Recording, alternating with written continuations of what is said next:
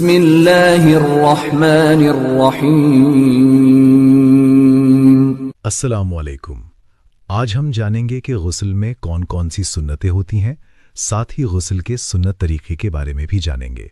لیکن اس کے پہلے غسل کے فرض جاننا بھی بے حد ضروری ہے، کیونکہ اگر کوئی ایک بھی فرض چھوٹتا ہے تو ہم ناپاک ہی رہیں گے، چاہے کتنی دیر تک ہی کیوں نہ نہاتے رہیں، اور اگر ناپاک رہے تو نہ ہماری وضو ہوگی نہ نماز۔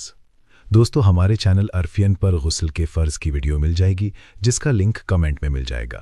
ساتھ ہی ہمارے چینل پر نماز کے اندر پڑھی جانے والی ثنا، سورہ فاتحہ، التحیاتو، درود شریف اور دعاؤں کے علاوہ سورہ فیل سے لے کر سورہ ناس تک کے لفظ در لفظ ترجمے مل جائیں گے۔ اسی لیے گزارش ہے کہ ہمارے چینل کو اگر آپ نے سبسکرائب نہیں کیا ہے تو کر لیجئے گا، ویڈیوز کو لائک، شیئر اور ہائپ بھی کیجئے گا۔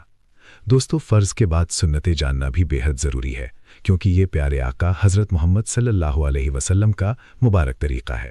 حالانکہ صرف فرض پورے کرنے سے فریضہ تو ادا ہو جائے گا، لیکن بنا کسی جائز وجہ سے سنت چھوڑنا جائز نہیں، اور نہ ہی اس عمل میں مٹھاس آئے گی۔ پاکیزگی کے متعلق ایک حدیث کا مفہوم ہے۔ حضرت محمد صلی اللہ علیہ وسلم نے فرمایا کہ جہاں ناپاک انسان ہوتا ہے وہاں رحمت کے فرشتے نہیں آتے، اس لیے ہم کو ہمیشہ پاک رہنا چاہیے۔ آئیے اب جانتے ہیں غسل میں کتنی سنتیں ہوتی ہیں۔ غسل میں کل 5 سنتیں ہوتی ہیں۔ پہلی سنت، ناپاکی دور کرنے کی نیت کرنا۔ دوسری سنت، دونوں ہاتھوں کو گٹوں یا پہنچوں تک دھونا۔ تیسری سنت، استنجا کرنا یا بدن پر اگر کہیں پر نجاست یعنی گندگی لگی ہو تو اسے دھونا۔ چوتھی سنت، وضو کرنا۔ پانچویں سنت، پورے بدن پر 3 بار پانی بہانا۔ ذرا غور کیجئے، کہیں ایسا تو نہیں کہ غسل میں ہم سے پیارے آقا حضرت محمد صلی اللہ علیہ وسلم کی کوئی سنت چھوٹ رہی ہو اور ہم نے دھیان ہی نہیں دیا۔ آئیے آتے ہیں اب غسل کے سنت یعنی مسنون طریقے پر۔ سب سے پہلے کپڑے نکالنے کے پہلے پوری بسم اللہ پڑھیں گے۔ اس کے بعد نیت یا ارادہ کریں گے۔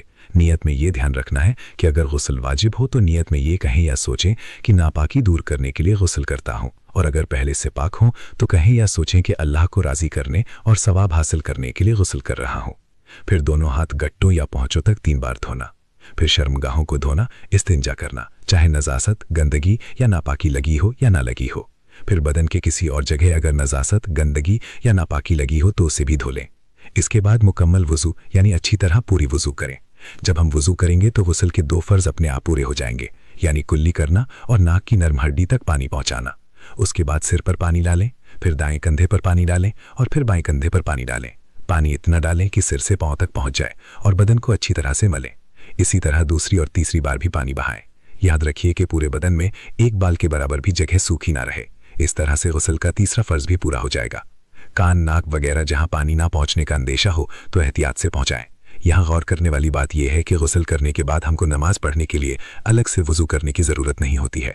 دوستو، ہم کو ہر چیز میں اپنے پیارے آقا حضرت محمد صلی اللہ علیہ وسلم کی فرمانبرداری کرتے ہوئے آپ کا مبارک طریقہ اپنانا چاہیے، کیونکہ اللہ تعالیٰ نے فرمایا ہے کہ اگر تم اللہ سے محبت کرتے ہو تو محمد صلی اللہ علیہ وسلم کی فرمانبرداری کرو، تو اللہ بھی تم سے محبت کریں گے اور تمہارے گناہ بخش دیں گے، اور اللہ تعالیٰ بہت بخشنے والا ہے۔